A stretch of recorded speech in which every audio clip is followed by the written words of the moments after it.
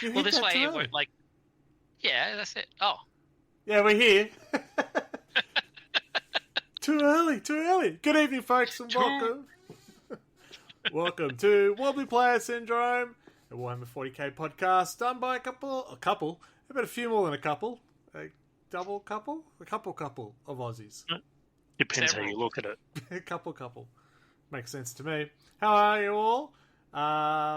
We were talking. You had a little sneak peek there because I pressed the wrong button earlier, so you did get to catch someone talking about hugging gene stealers. So, whoops. glad I didn't go into talking about what I was about to talk about when you talked about hugging gene stealers. I looked at the time. Yeah. No, that's when we do it. Time is an illusion. That's it. And for all our Queensland folks, yeah, welcome to the past. Hi. We're at episode 69. Insert giggle here. Nice. Yes. Who would have thought? Yep. Yeah. We won't get to make these kind of jokes until like episode 420. 404. Or what? 404. We can make. 404. Skip episode 404. Skip. We're off to a flying start. Fantastic. The episode is called Warhammer and Chill. That's right. We're going to have a look at the Warhammer Plus TV shows, and then we're going to talk about the wonder that is Cavill and Amazon and 40k. And am I saying Cavill? I feel like I'm saying it weirdly. Henry. I'll just call him Henry. We're on a first-time basis now. Hank. Hank. We'll have a bit of a I chat. heard he sells propane accessories. Very good. Even I got that reference. Just want to point that out. Alright, but because we have some people here, I should probably introduce them. We got Radio Mike. Hey! We have Safer Work Mark. Hey, everybody. We have Adam. Hello, everyone. That sounded weird the way I said it because I was going to throw something in before it. And I went, I don't know what I'm Oh, going to throw yeah, before I was expecting. Adam! And of course we've got me, which is Greg. Hi, everyone. Hi, Welcome. Greg. Oh, Hi, thank you. Dad. I was hoping Anthony was going to make it tonight because he's the one who's been watching more of the Warhammer Plus than I think all of us, but we'll struggle through because it's nothing like us but professionalism. Words. What did someone say? Because you can't be unprofessional without being professional. Yep. Yeah. I words good. Yeah. How are you all? Alive. Alive? Hot? Yeah, it's heating up. Yep. It's November. We're getting into the warmer month. Which, yay! Which we start appreciating cooling. Words are fun tonight. I don't think I should speak anymore. Have fun. Good night, people. Yeah, I was like, I was excited because it wasn't too hot because we had that storm coming over, and then the minute I closed this room up, it just went, pff, Yeah. hated the fuck up. Sucks. That's just you, mate. You just heat everything up. How you doing? Yep. Too hot for your own good. Wonderful. Let's get started with the stuff that we talk about at the start of every podcast. New releases is first. That way, I can stop talking and get it over to Michael. You make someone else talk. Well, at least this time, there hasn't been a bunch of Space Marine releases that I will forget to talk about. There was a bunch of like Black Library releases, actually, including what looks like they're doing like a made-to-order, but for Black Library. There was a print on demand for Caiaphas Cain. That was... I don't think I'd seen that before. It was very strange. What? Made to order books. Yeah. I was like, what? Yeah, that's kind of weird. I guess they did the made to order Rogue Trader, but that's a little Yeah, different. like there was made-to-order Caiaphas Cain books, which was weird.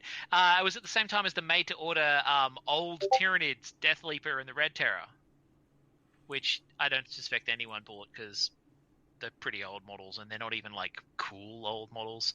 I was kind of surprised that they went on there, honestly. Yeah. But and then the next thing we had come out was all of those new 40k battle forces. You know, the Exalted of the Red Angel, the Onslaught, the Spearhead, the Beast Snaggers, the Christmas Defenders. boxes. Yeah, all them the Christmas boxes. Yeah. Because it's not quite almost Christmas time.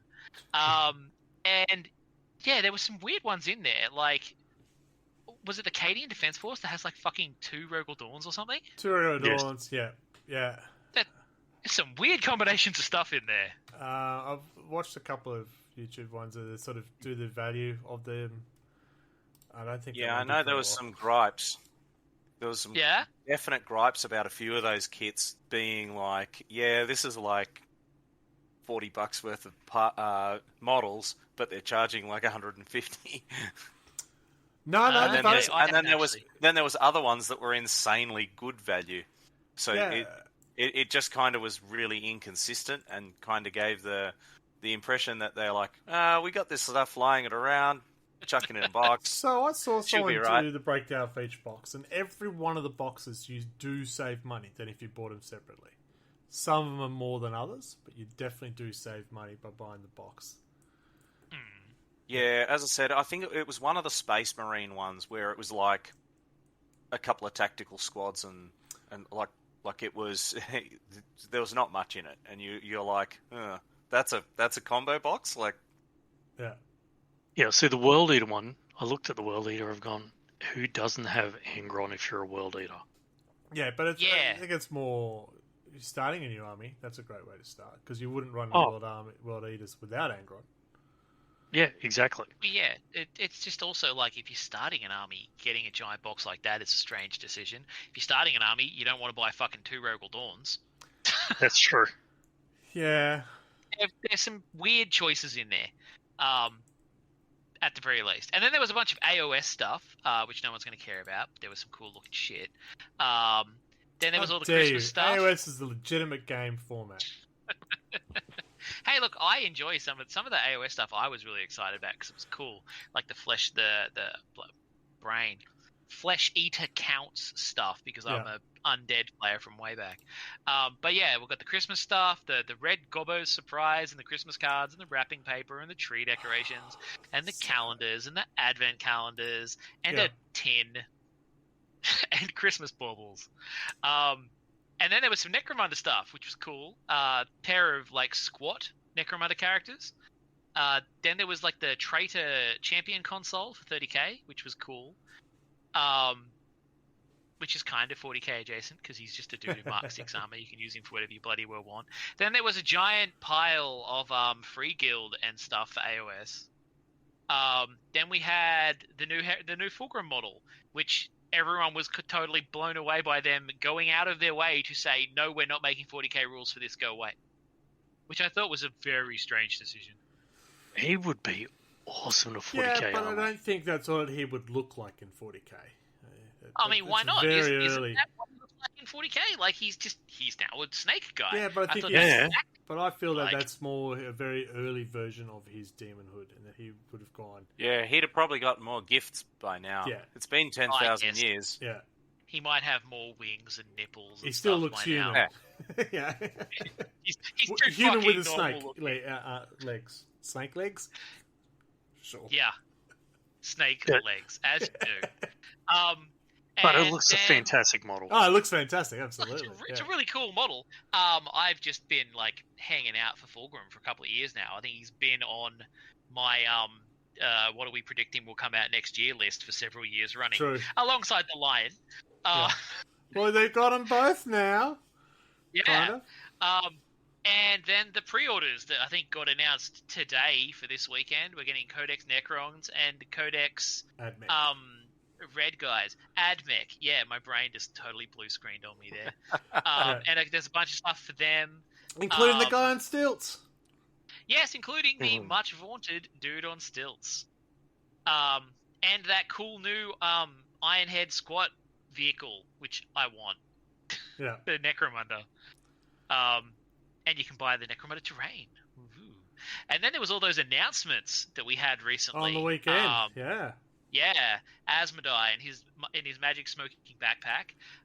The really sick Deathwing, which can also be Deathwing Knights, which are very cool, and I want about 1 billion of. And I'm stoked by the Tauros Venator, which a lot of people don't seem to remember being a thing. That was an Elysian drop troops vehicle Oh, okay. that you used to be able to get from Forge World, and I've been trying to get one of those for about 6 or 7 months, but I haven't been able to find one secondhand. So when I saw that they were coming out like with Necromunda, I was like, "Yay!" Because that's what I fucking wanted it for. There you go. Your wish has been heard. Yeah, and Mark 6 Assault Marines and a Night Lord's kill team, and the Tomb Kings are getting a fucking dragon. Yeah. At last. I looked at the dragon and I went, I think I like it. I just don't know why he's got his head down like that. I thought maybe I've expected a bit up higher. You know, I compare it to like the old flying cabbage, and it's... yeah. Yes, compare it to the old one. Yes, yeah. The Night Lords kill team. I know I was talking to one of my viewers last week, and he's predicting, it was going to be some Night Lord units and da-da-da-da. I haven't followed up with him yet to see if he actually... The kill team ones, it's not actually full... a 40k release. Previously they've kind of used kill team as an excuse to make that a 40k release. Yeah, I think he was expecting to see some Night Lord Raptors. Yeah, probably. Yeah, which makes sense. Well, yeah, because like Raptors are like their thing. Yeah. So, but we all know that the CSM book will be like the Space Marine book. You won't have specific chapters. It'll be those deployment types. That's the assumption. Like battalions. Yeah. Detachments. Detachments. What did I say? I don't know. I don't know what I said. I don't know what you said. It's like this isn't recorded because otherwise it sound real dumb. So I got really excited with my Space Marine Codex, and it's sitting behind me, and it hasn't moved. I looked at the Firestorm, but that's as far as I've looked. And then I looked at the units I already have. I went, yeah. Buddy Minis, g'day, good morning, good evening. It's morning there for him. Yep. Yeah. Mid-morning. Mid-morning. Yeah. So that was all of the new releases. Yes. So when they said, it's a new Red Gobbo Christmas one, I went, cool, that's pretty cool. Yeah, I'll probably end up getting one of those again. Yeah. $70. Yeah, maybe not so much. Yeah, exactly. I kind of look at some of those and I'm like, man, if it was cheaper, I'd probably get it just for giggles. But well, I even balked at it last year. There was $55 for it last year, and I balked at that. But my son really wanted it. I said, well, it's a Christmas present for him. There you go. Yeah. So, yeah, but 75 might be a bridge too far. Yeah, so I'm hoping he doesn't see it. Just put a sneaky firewall rule in. Just for the one model. You just block warhammercommunity.com. And just have a dummy website saying, sorry, this product's not available in your area. Yeah, geo-locked. Yeah. Buddy minis, although I can afford, I feel that their mini's not worth it. Yeah, and $70. Yeah, there are models I will pay $70 for. And not the when Red you Gobbo. consider it's when you consider it's a goblin, it's it's as you're complaining about the Cadian model, like being one that you can't use, so to speak. Yeah. What the fuck does the Red Goblin do? It's just a no. The Red Gobbo last edition actually did have rules. He did have rules in 9th. He could play. Yeah, in 9th he had a. The only time I've used him was in fucking Gorka Morka. Same, so. And I still have that model. All right, I still have him. Yeah. No, you could play him in 9th. He was actually a legit character in 9th. Yeah. Okay. I don't know about 10th. No, actually, let's have a look. Did he have an interaction with Logan Grimnar's sleigh? Probably not. Let's see if he's got rules. Right, you look that up and we'll move on. Yeah, because we're gonna talk about hobby progress. That's what we do next, isn't it? Should I do Adam first while he's looking for stuff? While I'm looking, yeah. Why not? Let's do Adam first. Adam, you're up first. You jerk. I was going to say, we can get mine out of the way really quickly. I didn't. Oh, there is. So this Imperial Knight has been sitting in my cupboard for about 2 years, just as the inner shell. And I went, you know what? I'm going to give it a go. I'm going to have a whole lot. Ooh, that's a really old Slanesh model as well. Yeah. But yeah, I thought I'd give him a go, and I went, yep. What colour don't I like? Yellow. But that yellow looks clean though. It looks really good. I was actually really impressed, and that's pure. What I did was I just got a sponge and just got tap, went crazy all over it, and it looks really good. I'm actually impressed. Yeah, that's with a nice solid yellow, man. Yeah. Yeah. And how good are those models to paint? They're just so fun. Yeah, they're actually really good. I don't know why I didn't do it 2 years ago, but yeah, they look good. All right, Mark, And, you're the only one without a knight now. It starts to kind of wear on you after a bit. No, well, I want more. I don't know. I feel like Mike's got enough knights for me. Like I do have some war dogs sitting behind my Amazon collection, and a Castellan Lancer, Knight Lancer there as well. So I may have gone a bit shopping lately. Some of the new plastic Cerastus Knights under my desk here, but I haven't even built. I got the notification the war dogs are back in stock. I do want them, but it's that awkward time of year. Do I buy something for myself or do I wait? Yes, you buy something for yourself. Usually I buy something for myself. I'm with you on that one, buddy. Yeah. Knights should be in a different game, and they definitely should be in Epic. Well, they are in the new Epic, isn't it? Yeah.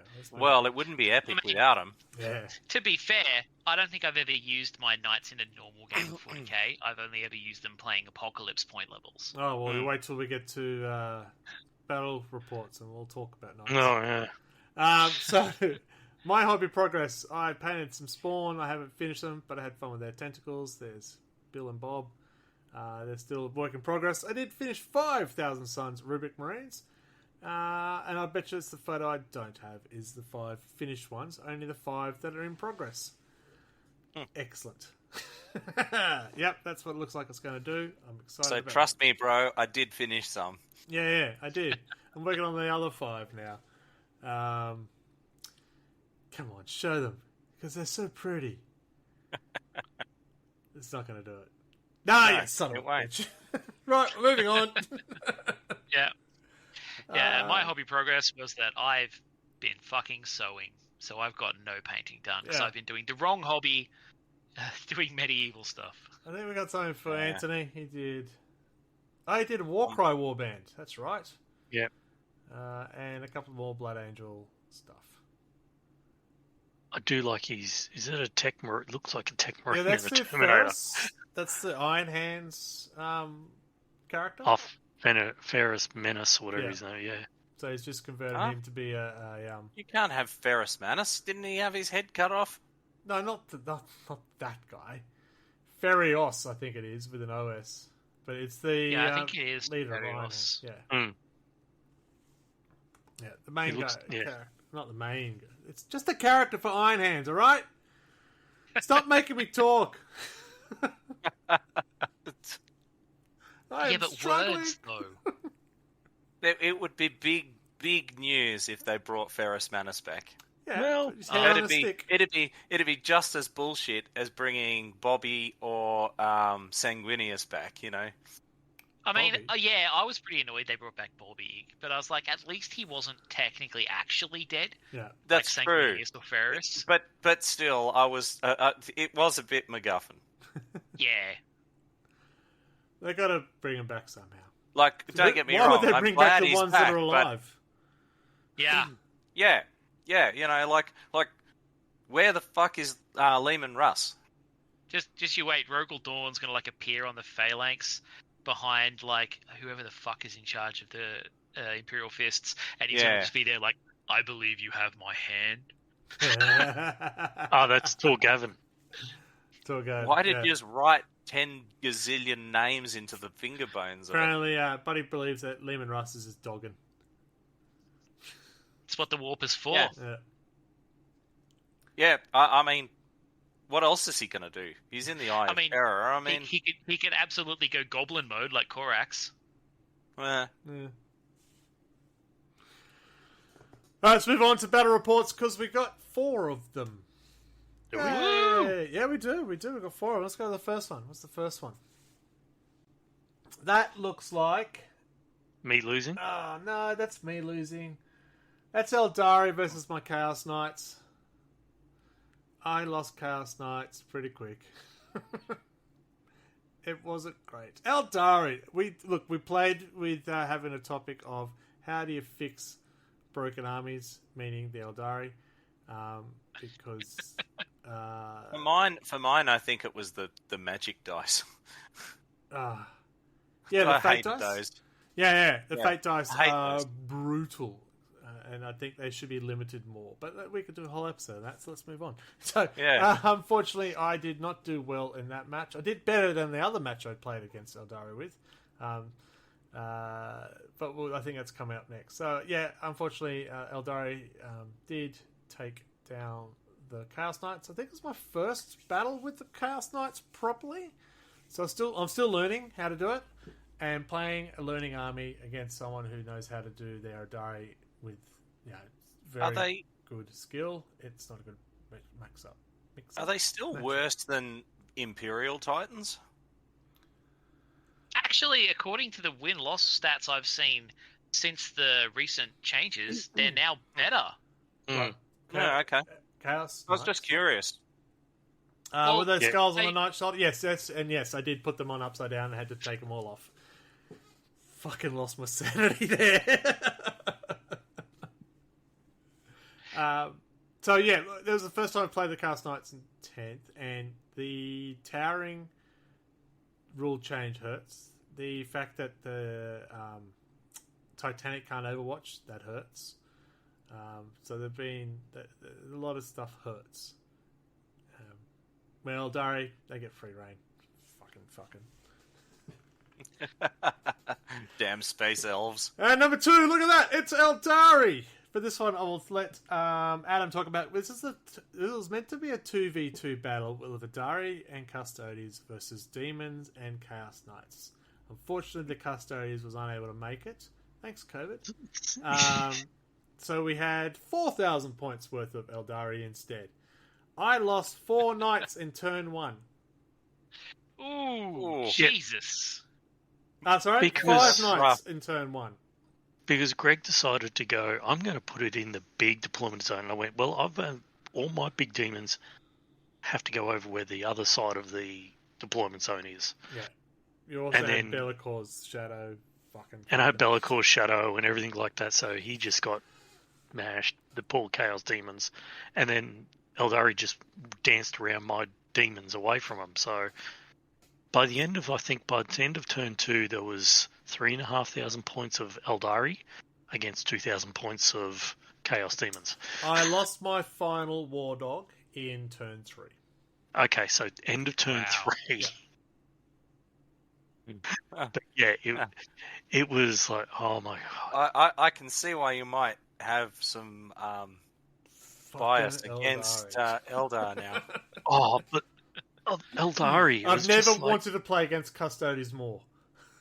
But one thing was really funny about the Eldar. Like, Chris would roll the Eldari and go, oh, okay, so that's -4. Dude, I don't care. Invuln saves. That was about the best thing I had. Pure invuls.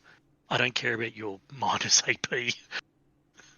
But yeah, it wasn't looking good to turn 3, but I think we did claw it back.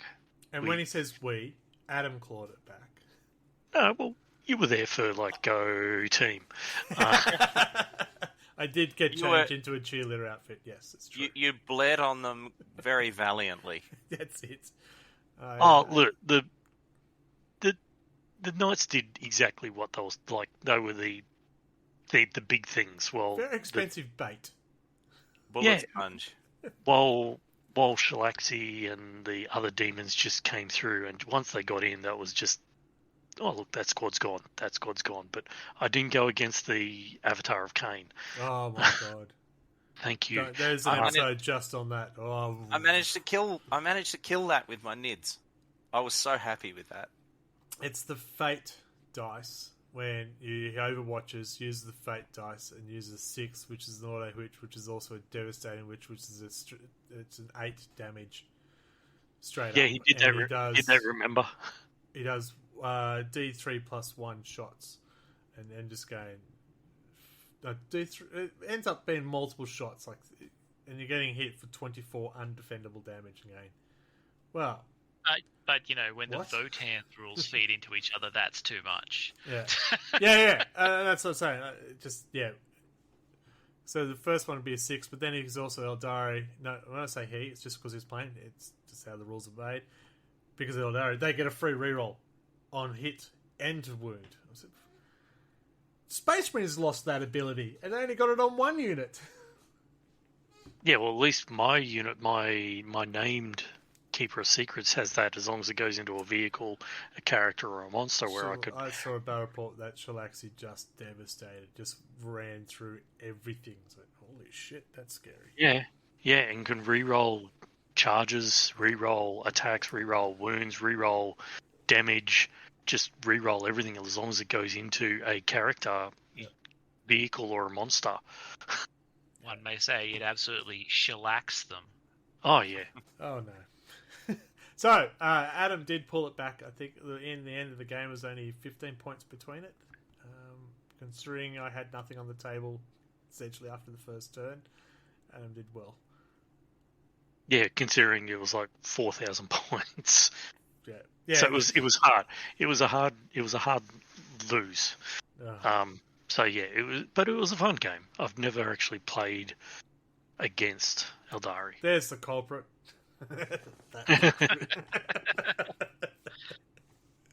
Going to the battle report 3. This was much happier. This is my third battle with my Chaos Knights, and I was up against Anthony's Blood Angels. I learnt from my first 2 battles against Eldari, and don't charge as hard at the enemy. Make them come to you because you've got long-range weapons. And that worked well. I played fixed objectives, and I did take it down.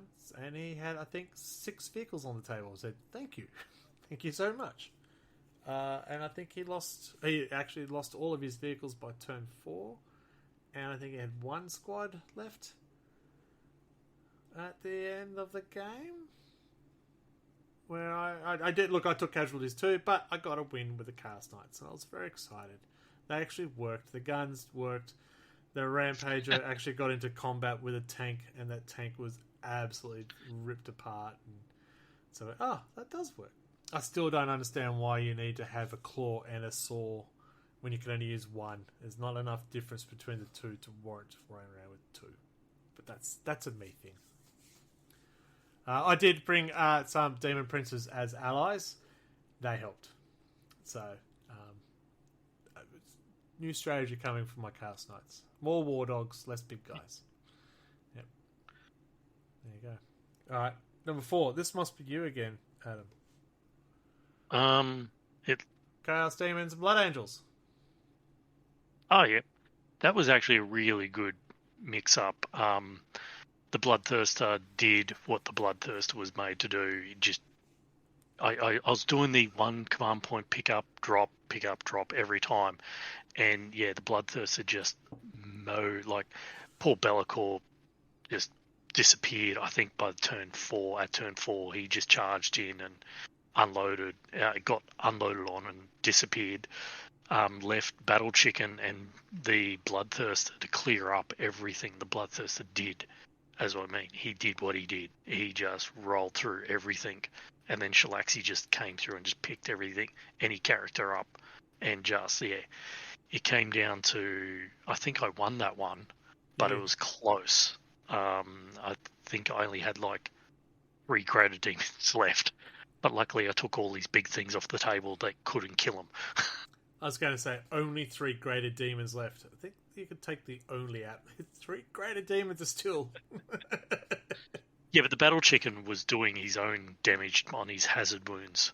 So, but yeah, once again, I'm really loving this list. I haven't changed the list for about 3 games, and I'm loving it. I've just got to try and keep Be'lakor alive for the Shadow. Yes, very good, very good. There you go, 4 battle reports for you. It is getting towards the end of the year, so the ladder is starting to look like it's not going to change much, and that's fine with me. Who's in contention for Wooden Spoon? I think Michael's Alex son. lost a Yeah, lot. Alex, because he's got the minimum. So yeah, 3 games, Alex. Yeah. Because I've beaten him, so I'm above him. Because Alex got a draw, Mark. That's the difference between you and Alex. He's got right. a draw where you have. So I have one more. You got a win and then more losses. He's got a win and a draw. Because the bonus points, I think. Must be the bonus points that's got you in. I reckon it might be a closer look at. It might be you, Mark. It might be you. If you play your cards right. It could be you. So I think. Well, I know Chris is trying to work it out. Oh, I don't know if I can catch this. I don't know. I've lost most of my games the last handful of games, so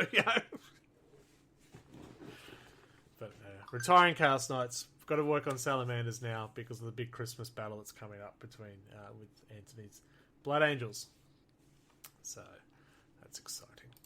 You've got to come and get some of the burners. Yep, absolutely. I will have to do that. But in the meantime, we'll have our short break and then we'll get into our monthly topic. Are you excited, folks?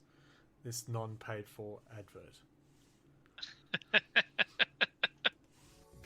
We are Rollers, and we have the games for you. Be it board games, card games, dice games, or party games. You name it, and we have it. Find us online at rollersboardgames.com and follow us on Facebook and Instagram at rollersboardgames. From acoustic to distortion, Storyboard Concept is music that's honest, relaxing, and full-bore rockin' music. Follow Colin at storyboardconcept.bandcamp.com. Yes, there is an app because I have it on my phone, the Warhammer Plus app. Welcome back, folks. TV. Hope you enjoyed that non-pay for break. It just gives us time to resettle and focus on what we're going to talk about this month. Warhammer and chill. Because it is episode 69, we thought it was appropriate. And we are anything if not appropriate. It's us. That's what they tell us. Let's just do. Alright, so we thought we'd start off with having a quick look at the TV shows that are on the Warhammer Plus app. And see if we're still getting... is that a thing? Buddy Minis is asking, is that a thing? Now, wondering, is he talking about Warhammer Plus or 69? We thought we'd leave both of them alone. Warhammer Plus has a lot of animations. Is a lot? Does it have a lot? 1, 2, 3, 4, 5, 6, 7, 8. 8 animations. Is that enough for 2 years worth of Warhammer TV Plus? They're up to the 3rd year because you just got your 3rd year model. Yes, 3rd year model. So that's 8 animations out of 3 years. Is that enough? I don't think so. Myself. One of them is also, of course, Astartes, which that's not new. Yeah, and that's a lot less than I was expecting. Yeah, because weren't they promising that they were going to have all this content? Yeah. Yeah, they've got a lot of. So they've got a lot of learn to play. A lot of battle reports, masterclass, lore masters, that side of things. So they've got a whole lot of there. But if you're getting it to watch the shows, you're not a wide variety of choice. Yeah. Yeah, only for if you. Yeah, see, I've watched it practically just for the painting shoots and occasional battle reports, but yeah, I haven't actually started watching the animations. Has the battle reports improved? I remember I started watching when I first got it. I don't like their format on how they do their battle reports. No, I prefer other people's, but it's there. But I don't mind watching their learn to paints and their painting things. Because it's there. Okay. Buddy Meaty's got Death of Hope was awesome. I don't remember Death of Hope. So at the moment, the animations being advertised on the site is Prior Nexus, which is brand new. Black Talon. I think that's new as well. That's the... Is that the one that's about Nev Black Talon? Yes. So, Age of Sigmar. Yeah. Yeah. Hammer and Bolter, Iron Within, Angels of Death, Interrogator, The Exodite, and Astartes. That's the animations they're showing. I'm still annoyed that the Exodite isn't about an Eldar. Yeah, good Wait, point. what? Yeah. It's That's about a Tau. Yeah. What? Yeah, what the fuck, right? What is this ridiculousness? Like,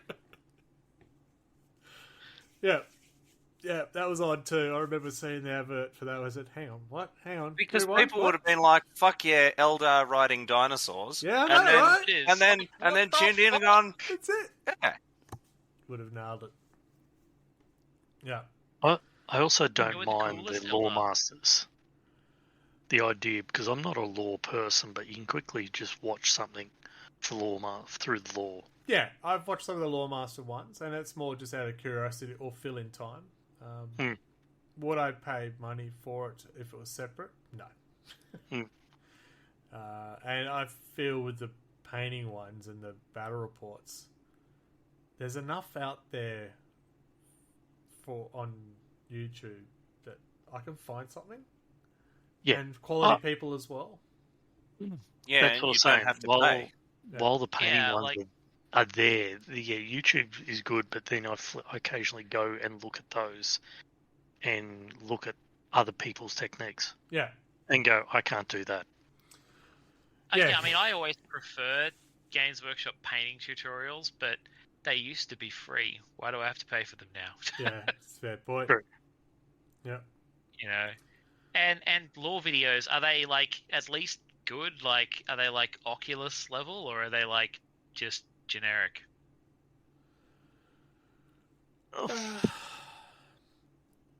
Good I don't question. I'll take mind that as them. a dead generic. Look, cause I'm not lore orientated, I probably get more out of it than you may. Because I'll go, oh, I didn't know Yeah. that. Oh, okay, cool. That's all right. But you might go, no, that's wrong. Yeah, the green hand. It more like what are they just like reading the codex at you, so to speak, or is it like presented interestingly? It's like a high overview narrative that this is what happened, and some stills go in front of you going, whoa, whoa. And that looks Yeah, impressive so- on the podcast, folks, what I just did. So kind of like tell me a story kind Yeah. of thing. Is the master of the law. Yeah. So Yeah, and the I other don't thing you know. can get on Warhammer Plus is music. You can get the original scores from the shows, And you get your yearly model. and you get your yearly model. Yes. Can you get Bolt Thrower though? No, you get your yearly model, and of course you do get the Warhammer app as well. Yes. So you have your 'Cause, army. As we all know, the soundtrack to Games Workshop is the Matrix soundtrack and Sehnsucht by Rammstein, right? Yeah, that's exactly how it works. I swear every store was issued those CDs in the 90s. Can you link Death of Hope? You can link Death of Hope. Is it Warhammer Plus show, the Death of Hope? Does anyone know what that is? Buddy Minnie's trying to... It's his own show. He's just trying to sell it to us.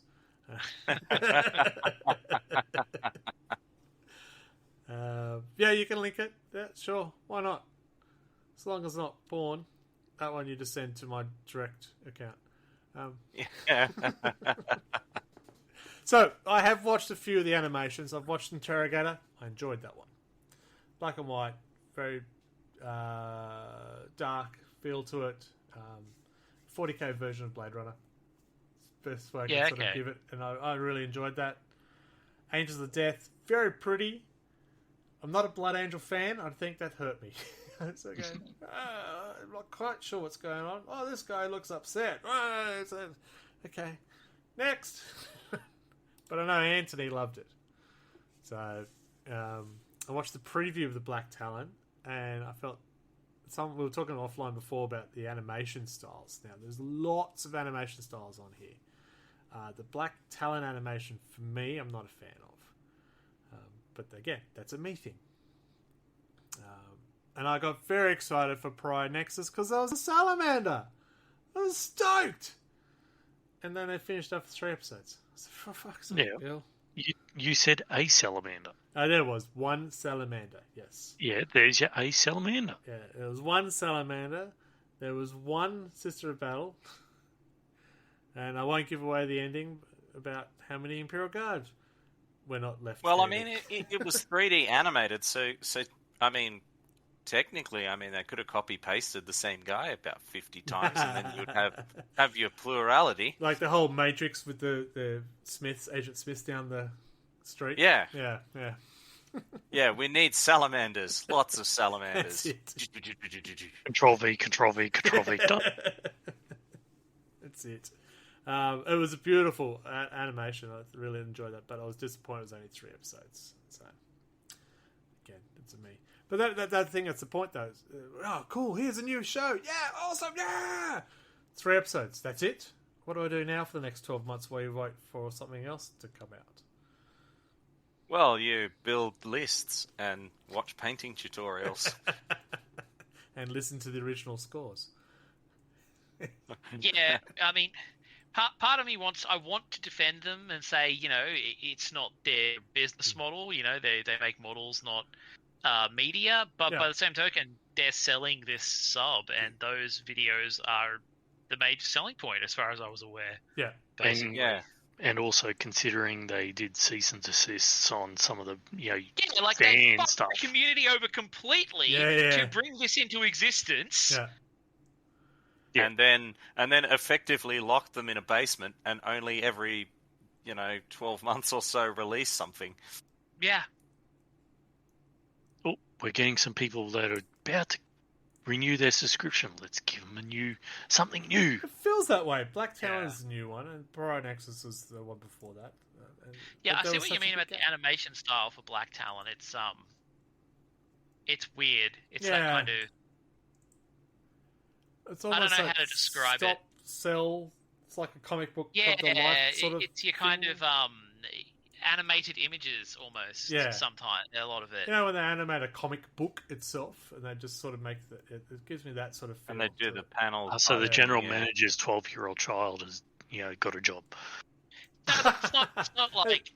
Yeah, it's better quality than the Emperor had a text-to-speech device, but it's that kind of vibe. Yeah.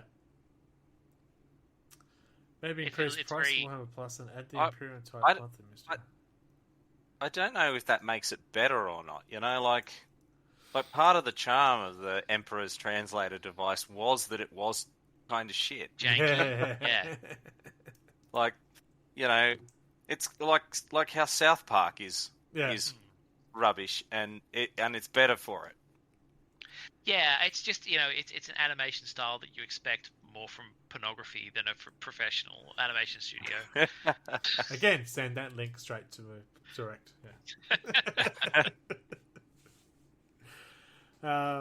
Yeah. Greg's there like Neve Black Talon wiki feet. So how much are they recording slugging it. I'll you? just play it back, mate. It's okay. So how much are they slugging you? Is it still the same price? It is still the same price. I don't remember what that price is, but it's still the same one. Yes. It hasn't been like Disney where they increase the price, but No.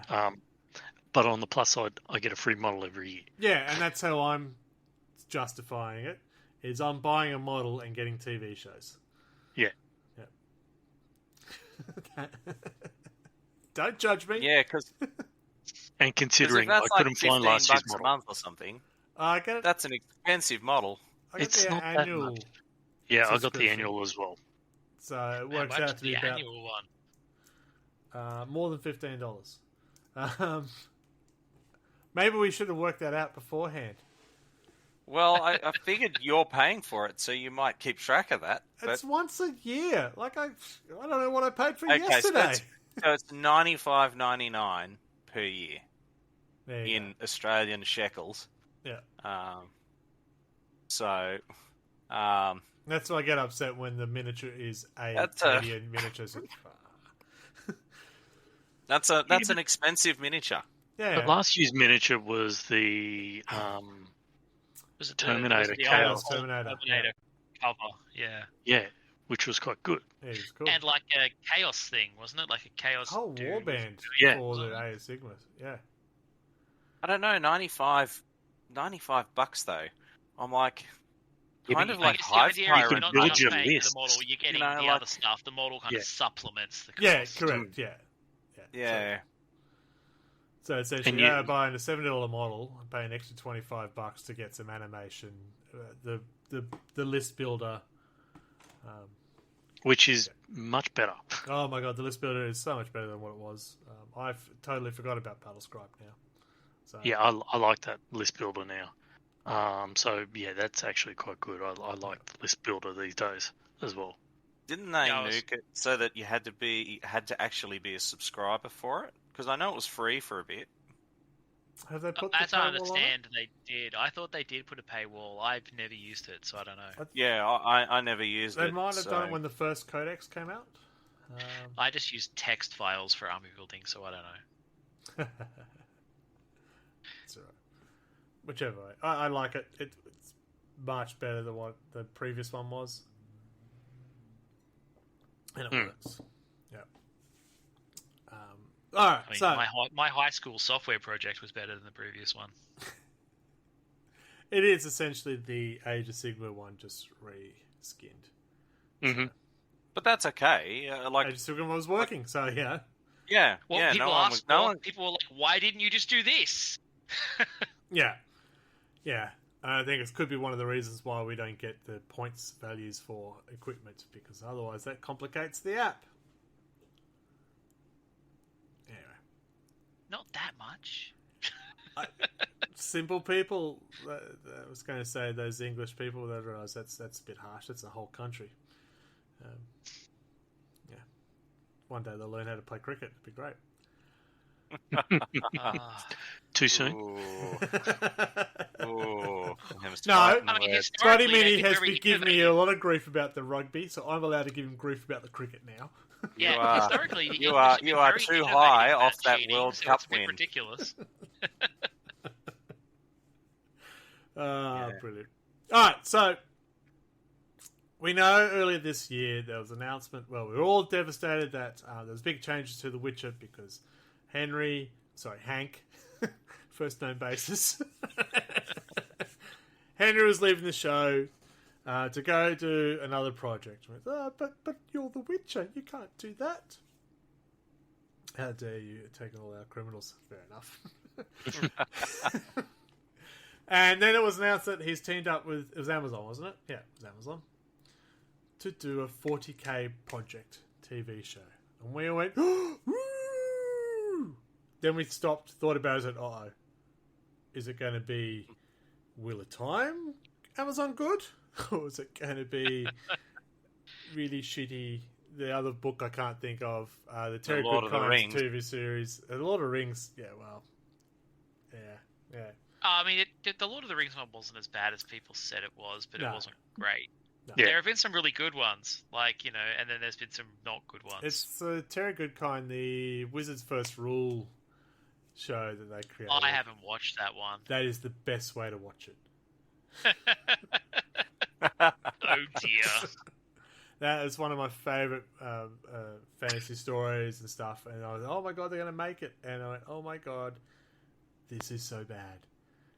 This It's is like so when you bad. hear live action anime adaptation on Netflix, and you're like, are we talking like Cowboy Bebop or One Piece? Like, what are we? I loved enjoyed Cowboy Bebop. Loved it. I really Cowboy enjoyed A it. Bebop. lot of people hate Cowboy Bebop. I enjoyed it for what it was. Yeah. You know?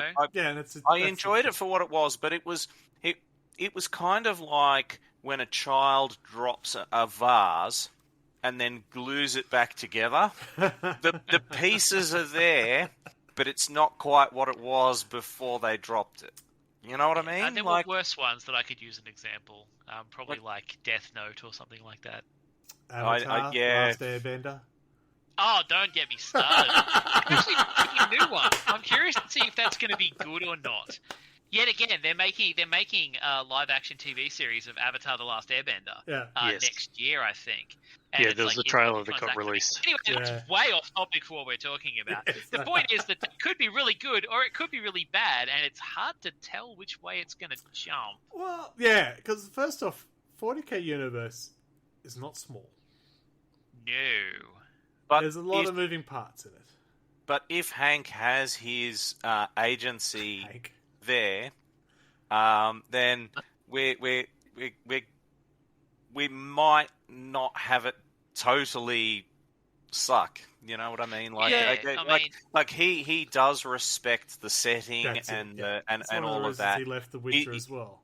Yeah, he's not the kind of guy who's going to be like, oh yeah, you know, like salamanders aren't going to be green anymore, and they don't like flamers. You know what I mean? Yeah, he's going to be championing for you know. There are also, like, you know, fans who are also really into the hobby and the setting and the lore who I wouldn't want making something. So it's like, we know nothing about the way he engages with the hobby, so it could be good. He's a Custodes player as well, remember? Yeah, it's just going to be a story about Custodes. Yeah. Pure gold. I don't know. Yeah. I don't know. Well, I think that's the part. So what if you're going to make a TV series? In my head, an Inquisition feels right for it because you're a character trying to do something as a background story. You'll interact with different characters and stuff like that. A Space Marine story doesn't work that way. And an Inquisitor-based story would be a great way to get people in because there's a lot, you're engaging with humans for a start, and it gives you that really obvious, are we the bad guys kind of thing, because they're the fucking Inquisition. Yeah. You know, and they're dressed like fucking Nazis. So it's like, you know, you don't bring people in on with the Superman giant robots. No. So they could make it really cool.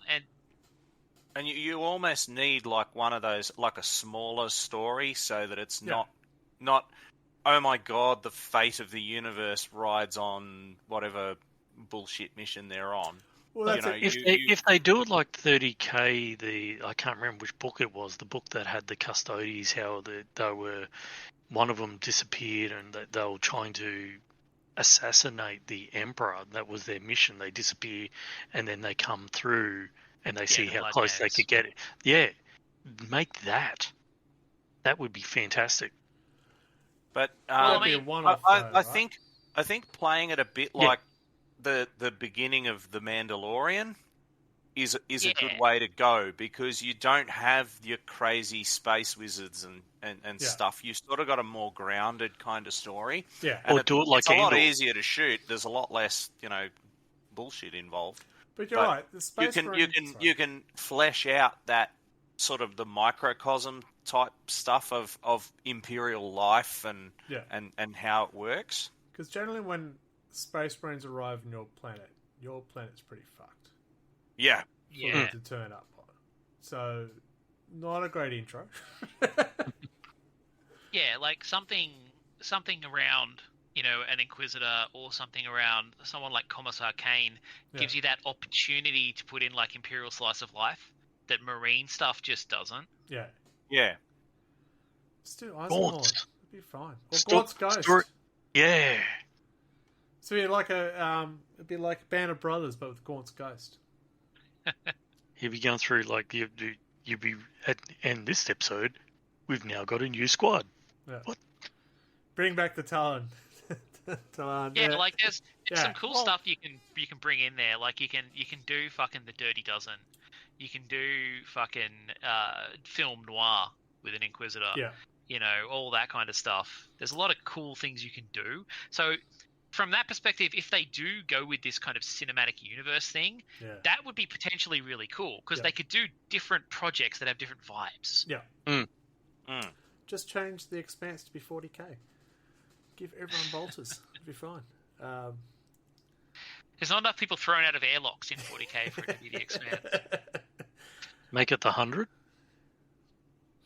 There's a penal colony all thrown down on the planet. There you go. Have fun. Yeah. Yeah. Necromunda, the movie. See, Necromunda would be really cool. Not as cool as Gorkamorka. Oh, yeah, we have a Gorkamorka movie. It's called Mad Max Fury Road. Yes. And the original Mad Max Toe Chopper. You wind up with an orc version of Wacky Races. Buddy Minnie's thinking that we should create the penal colony one because, we're convicts. Yeah. Only some are. It's all right. I'm sure we've got a nice big pit out west somewhere where we could do that. Oh man, I was so thrown off listening to some of the recent audiobooks because one of the Commissar Kane ones, there was some Talans showed up. Yeah. And the voice actor that they got to do the Talan sergeants and stuff, they got like a white South African. Oh, so okay. like the Talans came out with this real like Boer accent. I was like, what? That was not the accent I expected. Yeah, okay. Yeah. I was just like, that's a choice. So, yeah, I'm thinking of movie quotes now. Yeah, but you're black.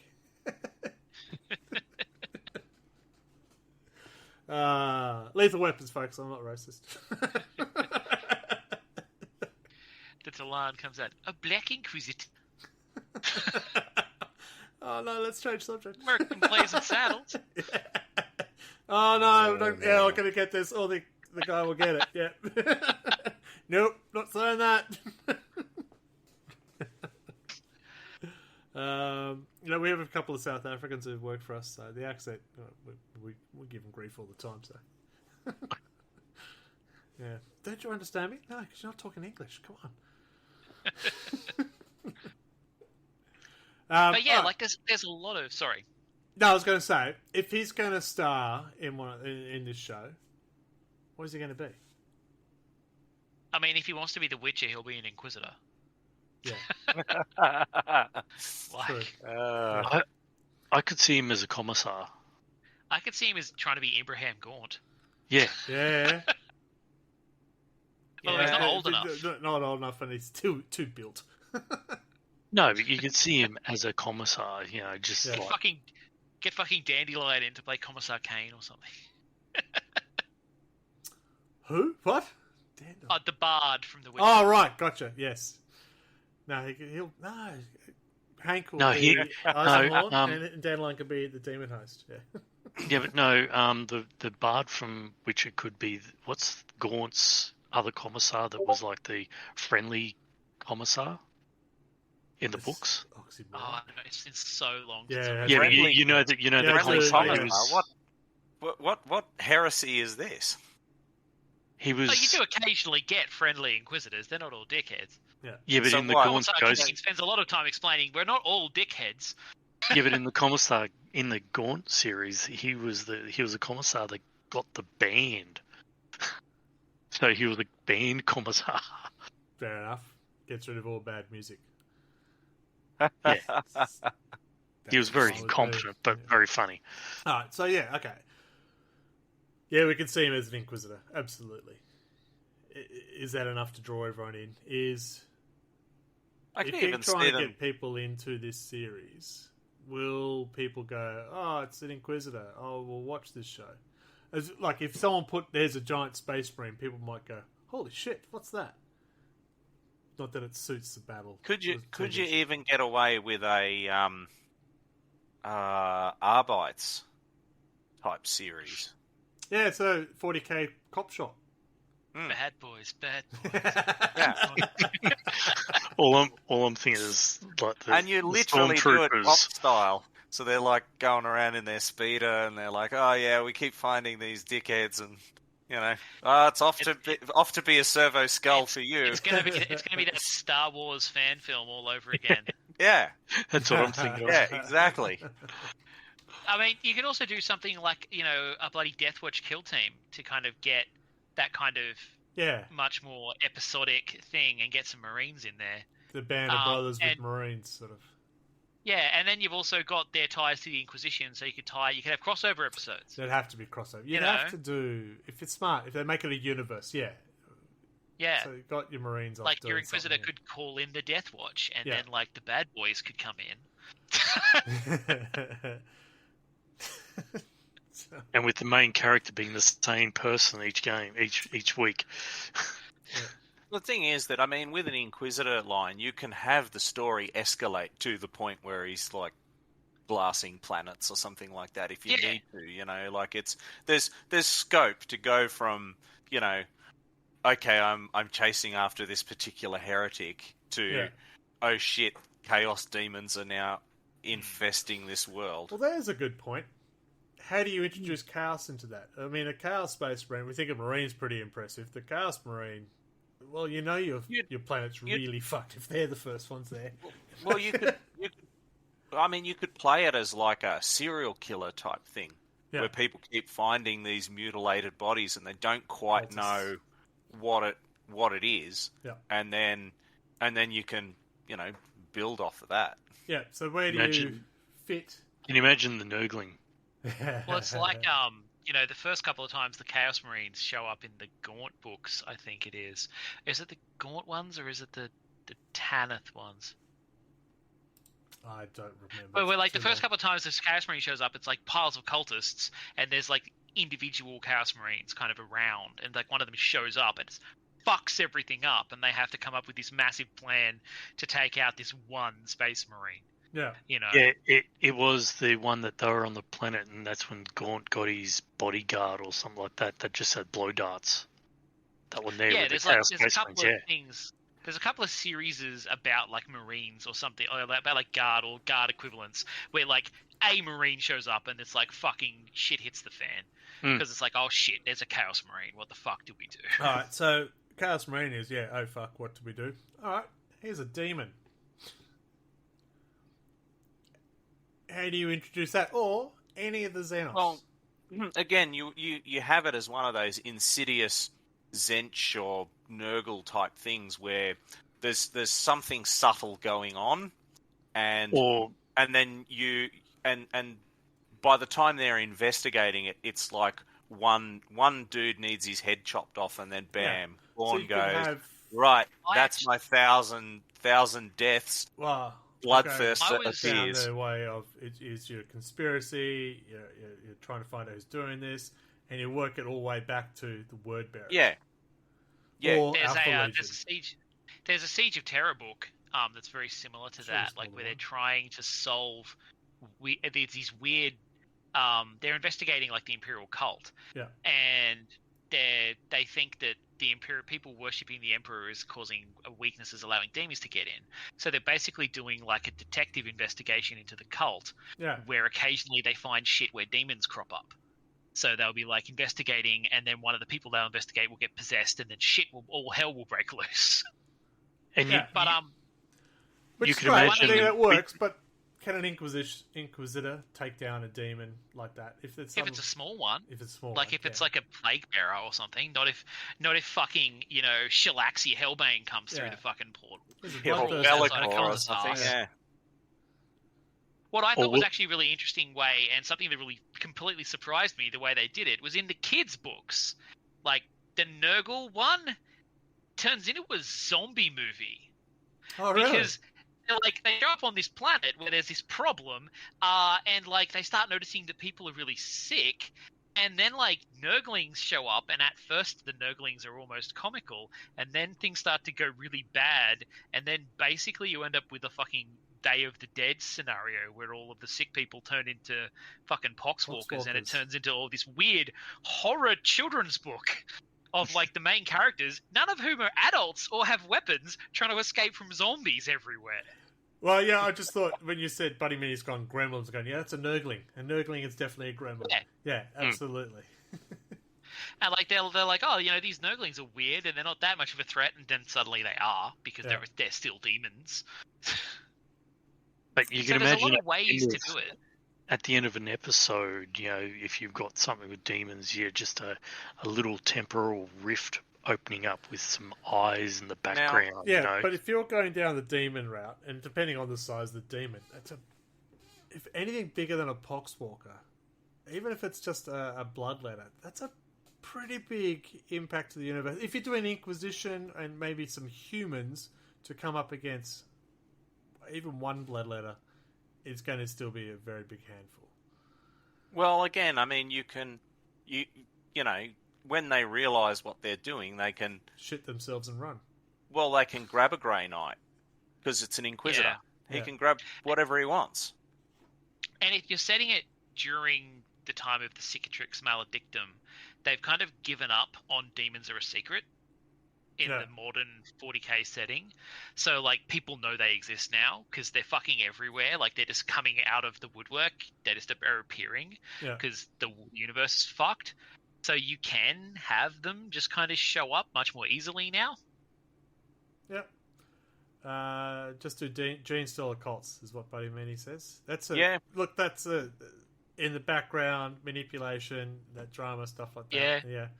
But again, once a Broodlord turns up, that gets awkward. I mean, you don't have to have a Broodlord turn up though. Like, you know, there's one short story. Yeah. There's one Kane short story where he basically is trying to turn over a brothel to go pick up a couple of soldiers who were missing, and it turns out it's a fucking Gene Stealer cult brothel. There's no Broodlord or anything. It just turns into a clusterfuck of cultists. Yeah. Now the question is, so Hank's gone off to Amazon to do this. Yes. So where does that leave Warhammer Plus? Well, it couldn't be on Warhammer Plus. It'd have to be on Amazon. With millions of dollars in their back pocket. Yeah. It'd be an IP buying that. Yeah, so. But you know, they're going to get away with it because it's not animated, I suspect, is why they've sold the IP like that. Oh, well, I mean, let's face it. I mean, Amazon money is insane, and GW, you know, they like money. So, you know, it's little surprise that they've got a license. But yeah, it's just interesting to think about any flow-on effect. Is that going to enhance Warhammer Plus, or is it going to be like, well, I can go watch Hank on Amazon. Yeah, and I've already got Amazon. Goes Amazon as opposed to $15 to Warhammer. We'll have a new sculpt of Hank. I mean, they absolutely will do that. Like with Total War Warhammer, when that turned out to actually be successful, I don't know if you guys remember seeing the little stands that cropped up in the Games Workshop. It was like, you know, buy the unit from the game. Yeah. And they had, like, you know, you can buy Carl Franz on the Griffin, or they, like, were specifically targeting the box sets of the units that appeared in the game, even though AOS was a thing now. So they'll probably do something like that, you know. Yeah. As seen on Amazon. Maybe he'll get his own Weta statue. His own Joy Toy. No. Have you seen the Weta ones? Have you not seen those? Yeah. The Weta Workshop ones? Yeah. The Tigurius one? Oh, oof. They've got that face right too. So that does look like him from the game. It looks bloody impressive. Sorry, side note. 1 to 6 though, that's going to be a very big statue. Huge. They're huge. Yeah. Side note. Yeah. It's unlike us to get distracted. Shiny. Yeah. We're a bunch of magpies. I didn't realise there were squirrels in Australia, eh?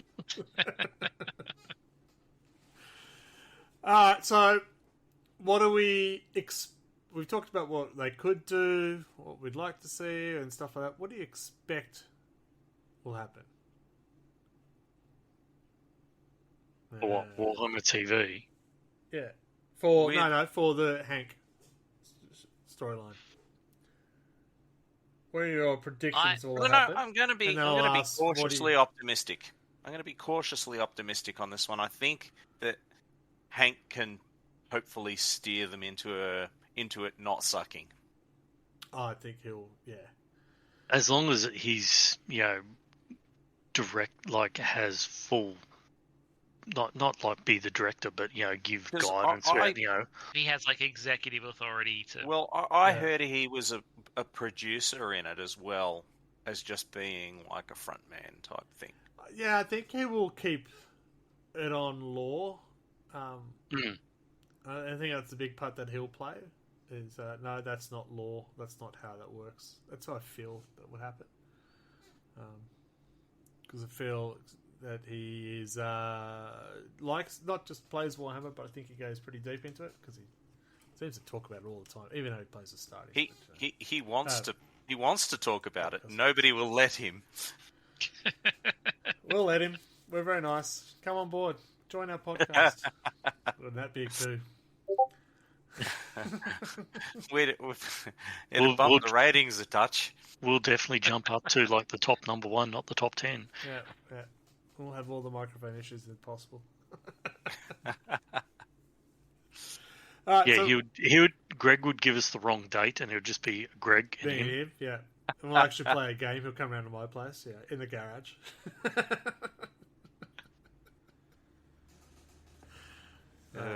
Just send out the challenge and believes what he says. Yeah. He'll show up and be like, I heard you liked Eldari, Greg, so that's what I brought. I'll kick him out. Stupid. Or I'm playing my Custodes and...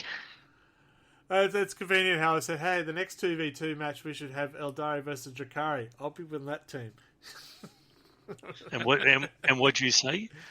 My Imperial Fists. I just thought, because I knew you had Marines. Yeah.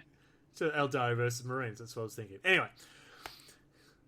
Squirrels. I could imagine Chaos Demons and Blood Angels. Yeah. You're right. Yeah. So I wanted to ask, what do we expect will happen? What do we expect the show will be? Do we expect it will be a Space Marine show? Do we expect it to be more of a human show? I'm expecting it to not be a Space Marine thing. Yeah, do we expect him to be the Emperor? I don't know. I don't know. I don't think. Do we expect it to be Hank 40k? can pull off Big E. Yeah. No. Well, sitting on a golden throne, not doing anything. It's a pretty tough gig. But it's how you act it, you know. I'm not dead. You know. It's so hard to prognosticate about this because I know what I don't want and I know what I'd like, but I don't even know what to expect because it's so fucking random. You know. Yeah, the scope for a show is just huge in this setting. Like you know. I feel like your default is they're going to do Space Marines. Yeah. I don't actually think that's a good idea. I don't think they will. Or I could see a young kid wanting to be a Space Marine going through his trials. Yeah, but Space Marine, your level of threat for the Space Marines up here.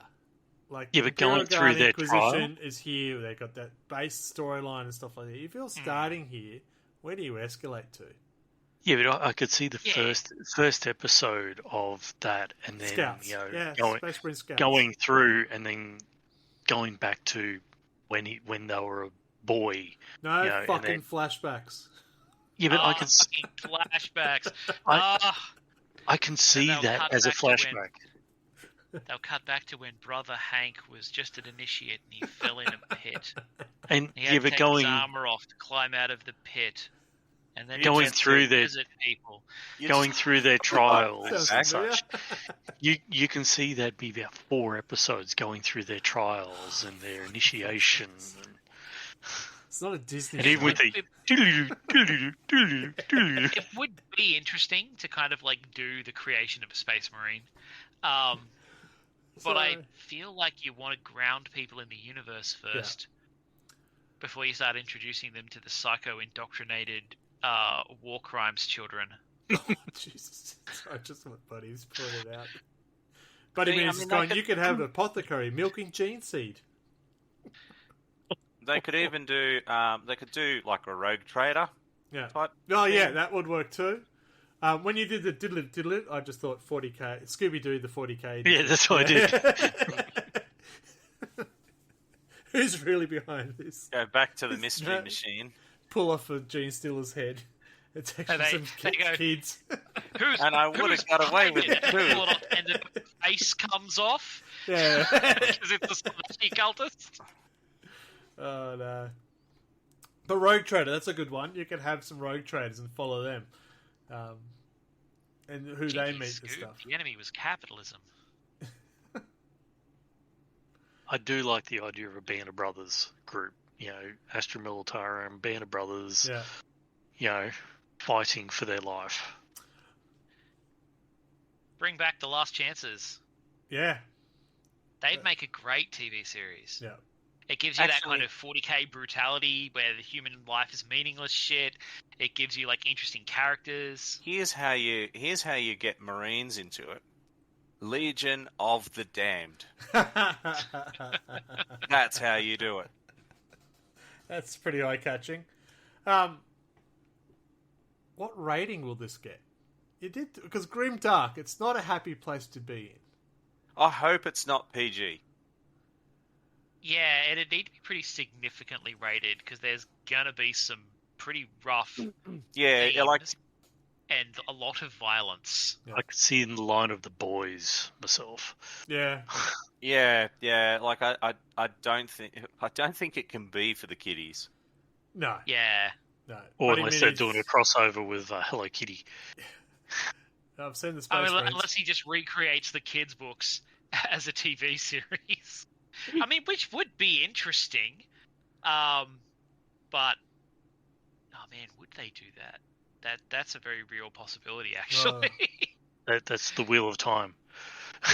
Has to be 12 plus. I reckon they even have to be higher than 12 plus. I reckon, the boys level. Yeah, I think you're. Yeah. Age restriction for the minis is 12 plus. All right, I'll take them all off my son. No minis for you. Is that because that's about the age they can get a job to afford this stuff? Yeah, it's going to be brutal. Space Hulk, the TV show. Yeah. Yeah. Well, that's the other part. Is it going to be new stories, or are they actually going to use some of the context from... There's a shitload of books out there. There's a shitload of lore already sitting in codexes and stuff like that. I mean, that's it. There's just so much stuff they could just remake. Or just make for the first time. Yeah. That's what I mean. You could, the Gaunts book series, there's, series after series. I imagine they will take a look at it and go, this will hit the broadest audience possible. And, bam. So the risk of using existing characters as the main characters or existing books, you could fuck it up. Right? Everyone has their own impression of what they think Gaunt Ghost looks like and what they would do and stuff like that. Yeah, the challenge of why does that character have a South African accent? What the fuck? And this could be where they go down the path of, original characters. Well, here's the other catch. And just original use characters, you might not get the engagement because the first people who are going to be watching it is the 40k fans. It won't be average Joe off the street. So watching the show going, who are these guys? You can bet that if it takes off, GW will be like, bam, there's your mini. Yeah. Yeah. We'll now sell minis of this cool new character. And you can have guest appearances of. Yeah. Well, because they've already done that with like some of the books, haven't they? They're like, here's the Sister of Battle from this series, or here's this, this character from this series. They do like getting the new characters and making models of them. Ravenor, the TV shows, that could work.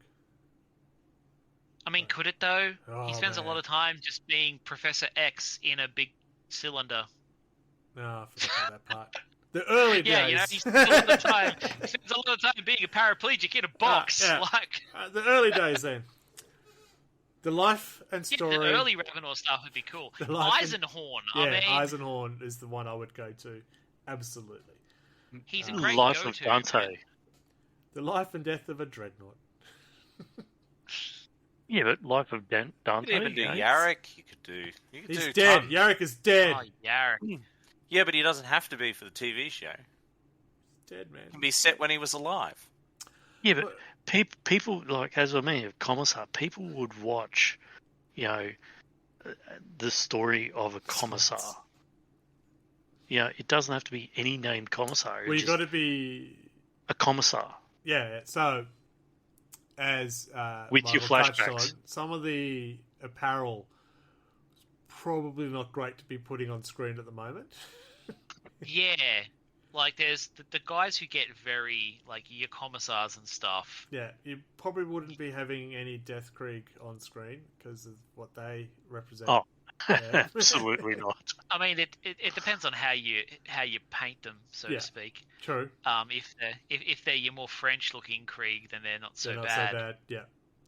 So, there's that. There's a lot of tones that, yeah. In the end, whereas the commissars, Imperium you is run a up very against. racist environment. So, yeah. Yeah, and I guess it depends on how hard you want to, like, bring that in. Yeah. And I have a feeling that Cable's probably from the no politics thanks kind of school. Yeah, and I don't think that they're going to want that sort of audience. Yeah. We have to be careful It's hard we to don't say. let people know about this genocidal galaxy. We wouldn't want to offend anyone. Thanks, buddy. Well, we are talking about Amazon here, and they definitely do not want to offend anyone. Have you seen The Boys lately? Isn't the boys on... I No, haven't. Boys is on Prime. Prime, yeah, okay, yep. I haven't. I have fallen off the wagon on And- The Boys. It And is the kind boys- of a known PR thing of Games Workshop being like, we don't want to encourage the neo-Nazis. Yeah. So Yeah.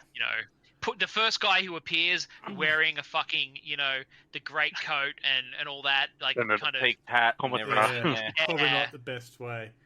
It's probably not Yeah. what they're going to start with. They're Yeah. not going to want to start with So that sort of leans towards, I think, you'd probably be more likely to have that squad base, not so much the Inquisitor, because Inquisitor has its own term, references. Yeah, the Spanish Inquisition Commissar and stuff. so... You just go with Rogue Trader. Yeah, Yeah. and then just crossing Just over redo a lot of Starship stuff. You Troopers. can see him trying to go have a heist. They're going to try and... It's like Firefly in best 40k. See, the best bit with Rogue Trader is that you can follow one for a season, Yeah. follow a different one another season, and they have different scales that they operate at. Like, some of them are like massive houses and stuff, and then other ones are just like a single ship, and you can scale that infinitely. And because they're not really named very much or anything like that, you can just go hog wild in the setting. So it makes a lot of sense to go there. I think a Rogue Trader would be amazing, Yeah. but also it's so distanced from any of the games. Like, the tabletop games have nothing to do with Rogue Traders. So I think Amazon would not be keen to do that. Yeah, you need to have that link. Hank as a precept in a War Titan. So what? Buddy They just put him in a jar and stick like wires out of his back and stuff. Well, there wouldn't be much gore. It's all fired from, they just deal from miles away. It's not real. What was that? I don't know. Day in the life of a dreadnought. Yeah. So, yeah, that one episode, he's just asleep. Yeah.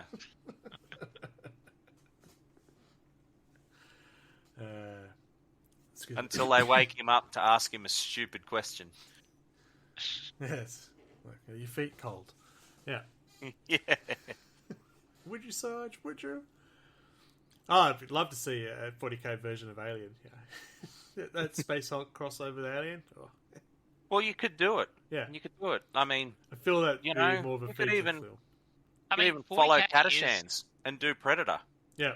40K is just pastiches from action movies thrown on top of each other. Like, Yeah. they're all there. Yeah. Yeah, you can literally do anything you want. Yeah. As long as Hank lets you. Well, I think it's as long as Amazon lets you. Who gets the biggest Yeah, sale? I mean, It's a pretty big it will be interesting what they go with. I'd certainly prefer them to go with like a darker, grim tone, Yes. and not try and do a we're big bad heroes kind of thing. Yeah, because like I just think of that RoboCop remake. And I'm like, that's you can't have grimdark. No, you want it more like Butcher's meant to be the hero of the good guy in The Boys. He is not a good guy. Yeah. So, he's the protagonist. He's not a good guy. Yeah. So that's the sort of dark. You said, yeah, okay. These are the guys we're following. We sort of want them to live, but do we?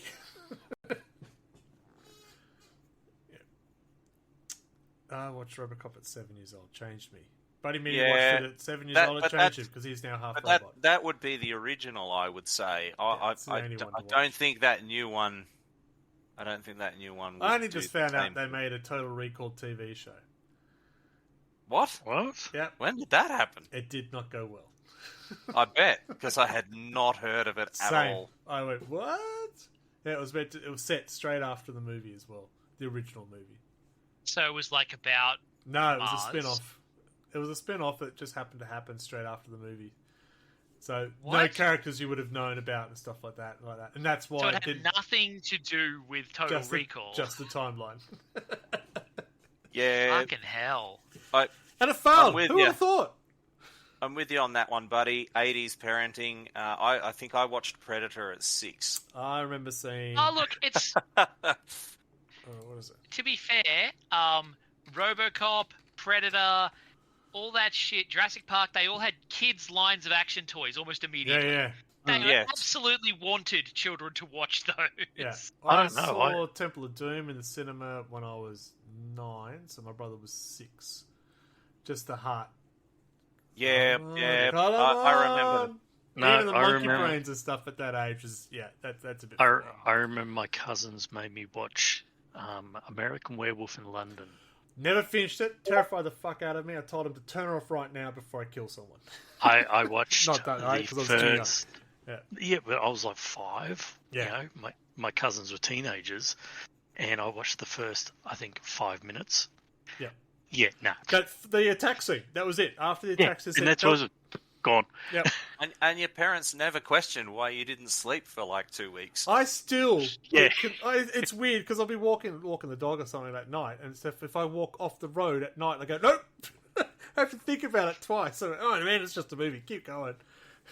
Yeah, don't leave the path.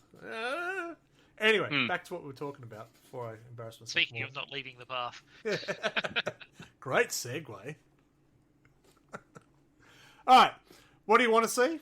We want to see a nice dark. We want to see. It's got to be grimdark. It's got to be. It's got to be not like Space Marines. Yeah, can't be Marines. Needs to be a bit more humanized. I love the thought of an Eisenhorn TV show. It doesn't even have to be human-centric. It could be like any of the other races. But if you start going down that path, the expense of the shows will go up because of the effects. Yeah, the cost goes up with your prosthetics.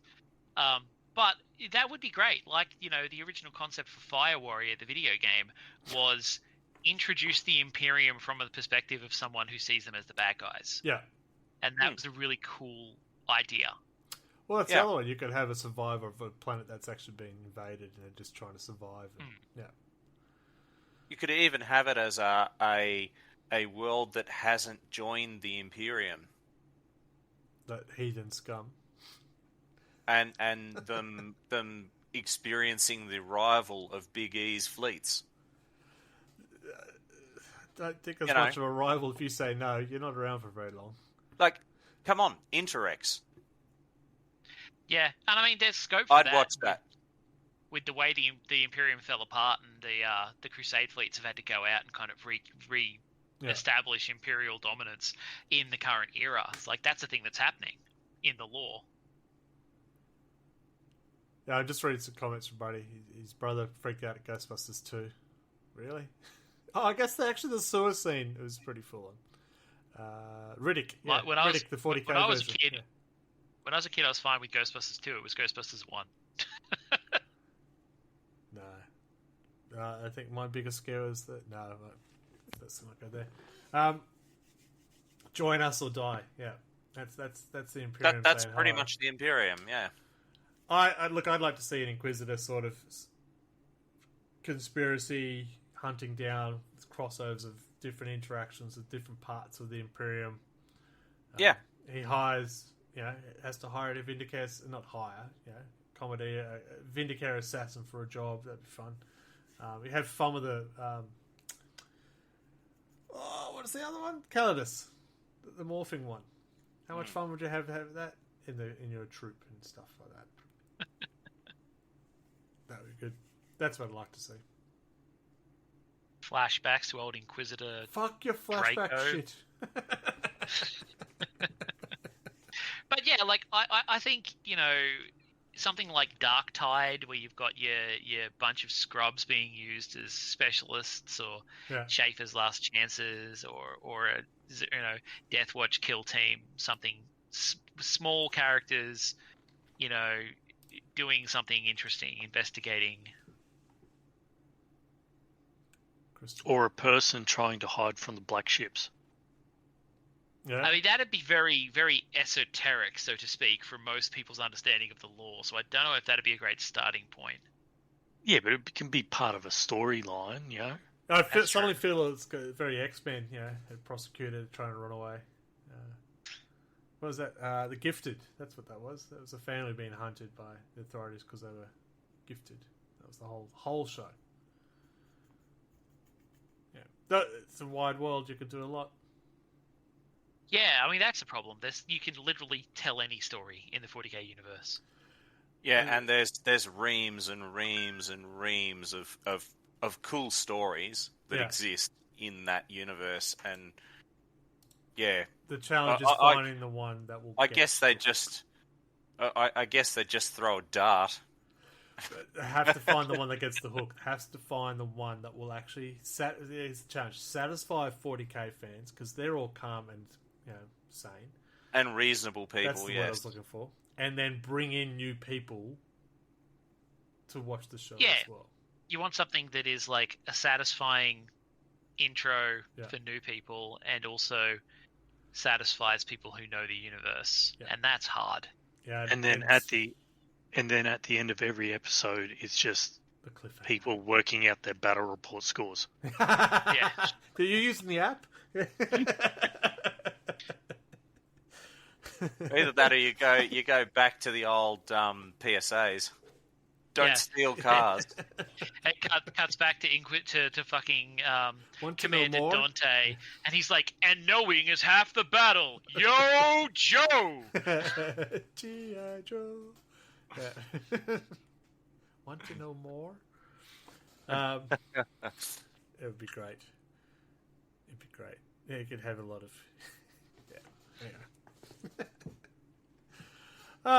You can have a lot of fun with it because shoot him, I can't. He's in cover. But none of that is going to be on Warhammer Plus. No, it won't be. No. I think it frees up a bit, doesn't it? I don't know. It's going to be on the subscription service I'm already paying for. Yeah, which works nicely. Yeah. You Dan Ablett a release from writing a novel and make him a screenplay. That guarantees you dark. Yeah, but you know what I mean? You get your writers that write the books to go help write this thing as well, possibly. Well, you want to have someone standing over his shoulder then, because you want to make sure he doesn't accidentally write a Doctor Who episode. Doctor Who meets an Inquisitor. Yeah, but we never know. Hank's probably a Doctor Who fan as well. Well, Abnett's written Doctor Who, hasn't he? Yes, he has. Yeah. All right. It would be so easy to cross those two over. Yeah. Yeah. Well, let's hit with all the dimensions. It'd be great. Oh no, it's the Cybermen. I mean Necrons. Yeah.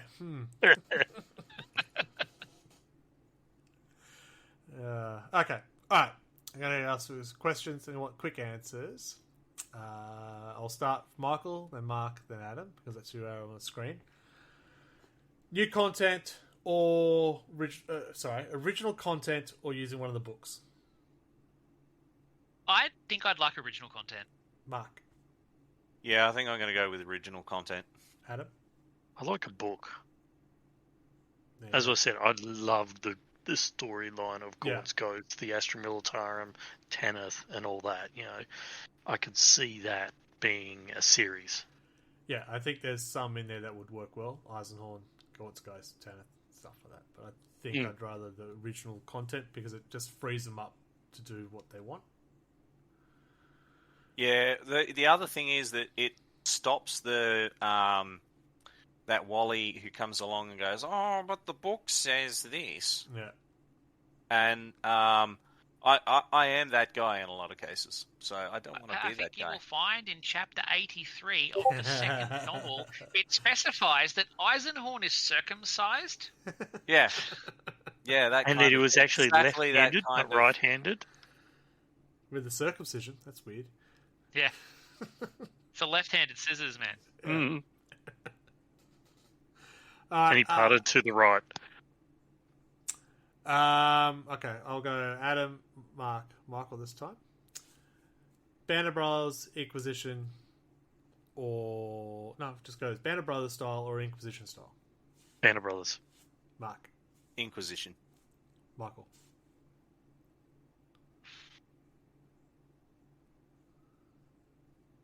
See, I don't think those are exclusive, but I guess I would say Inquisition. I'd like to see an Inquisitor, but Yeah. I think Band of Brothers is more likely. I'd like to see Inquisition. I think, yeah, you could open up a lot more storylines later. But Band of Brothers, I think, would work as well. Yeah, I think You Band get of the Brothers whole- makes for a more palatable intro. Yeah, because you got a whole squad, and you actually... Some people like one character in the squad, and some like the other. Yeah, but, Yeah, And you've always got the one character that everyone hates instead but of just... with an Inquisitor, you could build up something like that too. you might have one or two people, but the rest of his 5 troop changes each episode. He's got to go, I've got a contact over here, and things like that. That's where I'd sort of go with that. Or it could even be that he's just starting out and he's building that crew through various investigations and stuff. Yeah. Okay, so Mark, you're first this time, then Adam, then Michael. First Xenos that we should see in it. Ooh. I'm going to go with Orcs. Adam? I'm going to go... Oh, I would like to say Necrons, because going and researching lost technology. Michael? Ooh. See, for what I suggested, I think you're looking at Gene Stealers. Yeah. For like And- your Band of Brothers Inquisitor stuff, you're looking at a Gene Stealer. Oh, 100%. Yeah, 100%. And that's why I went Orcs. Because they're renowned for gene stealers. I think Well, I'm Tyranids is a pretty big introduction. Here's a Tyranid. We're all dead. I mean, if they go Band of Brothers and do Space Hulk, then you could be dealing with Orcs. Yeah. Yeah. Yeah. Yeah. But that, I think Hawks is exactly that. They're travelling as a space Hulk. You know? but for me, an Inquisitor looking for lost technology, and stuff like that. For me, that's the Necron side of Yeah, I it. can see the Necron work as well too. I also see some Dark Eldar. Or Chaos. Yeah, I mean the problem. I was trying to think if there is like a really original Xenos, and there not. Like, if you bring out a Tyranid, they're going to be like, "Oh, that's just a Zerg," If you bring out a Gene Stealer, it's the Xenomorphs. Yeah. If you bring out an Orc, it's Tolkien Orcs. If you bring out a fucking Tau. Eldar, it's a Space Elf. Or I guess if you bring out Squats. a Tau, they're like, What the "Why fuck? have we got weeaboos here?" No, it's the worst game ever made by 40k. Fire Warrior. Man, I Indiana thought the dudes Inquisitor. That's what I aggressively- feel. It could work. Indiana. Well, I think that Indiana's Inquisitor might. Yeah, it's what I feel. They're trying to find stuff, find those relics. Yep. Mm. Cool. Are we excited for this? I am. Cautiously optimistic. Let's go feel that energy. Oh, because they're going to obviously do release episode every week. I would actually be one of these people that would watch it the moment it comes out. I hate I- waiting for shows. Yeah, and wait the next week with bated breath. Like I did that with Wheel of Time. Yeah. I watched every Friday night. Wheel of Time was on. Bam, watched it. Yep. All right, now I've got to wait. Yeah. You know. I think I've kind of got the drip feed vibe here in that I'm just not excited at all. But the minute it comes out, I'll go watch it straight away. Like until I'm you determine that it's good or bad. but I'm not excited at all. Yeah. No, I get that, because I at the moment go, oh, that's pretty cool. But until I learn more of actually what they're going to do with it, it's hard to get. I'm very tell me more before I give a shit. I'm more upset that he's left The Witcher than I am that he's doing this at the moment. It's that balance. Yeah, same. Yeah. And he will never play Superman either. Went, oh, really? But he was a really good Superman. So, yeah. Was he, though? I thought so. Number 2 on my list. There you go. Should we wrap it up after that? Talking Superman? Now we're really going different genre. Just a bit. Yeah. Alright, we're going to wrap it up. I think we all agree that if it's done right, it's going to be bloody awesome. But the big question mark is, if it's done right, what does that mean? We've all agreed that Space Marines are not the way to go. So that includes your custodians, Hank, if you're listening. Of course he is. Why wouldn't he? You don't get to be Robert Gilliman because he's just the fucking 40k Superman, Hank. I just suddenly realised, what if he does listen to this podcast and we've been calling him Hank and he hates that? Shit. he can pop into chat and tell me that he doesn't like it. Yeah. Him and his band of brothers SWAT team kick our door down next time we're recording is what happens. Be brilliant. Okay, cool. We'll wrap it up. Adam, want to share your socials? I've been pretty quiet, but it's Instagram on Pronto40k. Yep, and my Instagram is redbellyblack. You two don't do Instagram, so you love it. So you're going to tell us all about RLG's Instagram, aren't you, Michael? That's just RLG40k. It is. Isn't it? And Mark's going to tell us about the YouTube channel. Isn't that Real Loud Gamers RLG40k? I think it's changed to RLG40k now, hasn't it? I'm trying to make it quite simple for everyone. So, yeah, that's it. When did that happen? At this point, I think the only one that's got a funny name is on the website that shall not be named. Yeah. I don't touch that one. Yeah. I can't find it. I can't even find the code to put it into the chat. So that's awesome. Yeah, it's RLG40k everywhere except the website formerly known as. Cool. Yeah, we don't use that. And of course, don't forget to check out our Facebook page, RLG40k. There are several battle reports. So the battle reports we talked about tonight, they have actually been written up in a story format on the 40k Facebook page. And we are spending a bit of time when we write the battle reports now. We are putting better effort into it. Well, so Chris gave up on the AI thing? No, he's using that, but don't give away the secrets. No, he does actually put more effort into the stories. I'm definitely cheating with the AI. I cheated as well, I'm being honest with mine with Anto's, but yeah, Chris's is actually narrated by himself. Because I thought he did an AI one and then decided he hated it. Nope. And then he just types it. He writes it. Yeah. I'm trying to find it. It's close enough. You can press that button for the links. All right, we're going to get out of here, folks. Next month, it is the December episode, so we will be doing our review, which is What Have You Done For Me Lately, GW. So we'll get to review the year that's been, how we went in our predictions. That is a subtle hint to Michael to write what we predicted.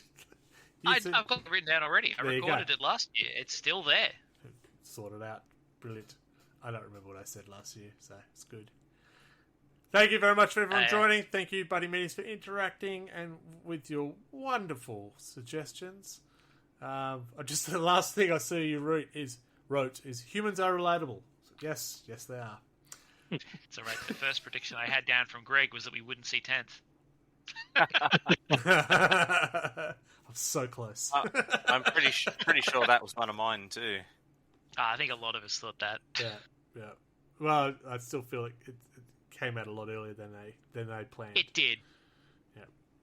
It did have that vibe. Yeah. Cool. I'm going to get out of here. I'm going to say bye. Adam's going to say bye. Good night and goodbye. Mark's going to say see you later. Bye, everybody. Oh, nobody's listened to me. And Radio Mike is going to take it away from us. Take it away, mate. Hey, babe! James Workshop isn't home. You want to come over for some Warhammer Plus and chill? No? Okay, well, don't forget to join us next month for more Wobbly Player Syndrome.